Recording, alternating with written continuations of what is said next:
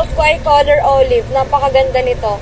So, fabric yung suot ko. Alam niyo na kapag suot ko, maganda yung fabric niyan mga madam.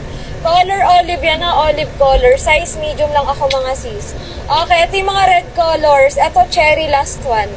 Isang peraso kay cherry. Ito si Cardinal, pinagkaguluhan din kagabi ha. Si color cherry, 3 pieces lang nga and color maroon be. Lahat to sold out kagabi, wala ko natirang red color. Sa lahat po ng red shades ko, pwede sa morena. Hindi po siya matingkad, madam. Hindi bright color yung ano ko, red shades ko, madam.